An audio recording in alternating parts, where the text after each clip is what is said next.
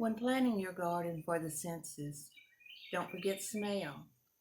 Things like Confederate jasmine, sweet olive, roses, all of these will entice you and your neighbors into your garden. Gardening for the Senses, Part 4, Smell. Donna Lee, LSU Ag Center.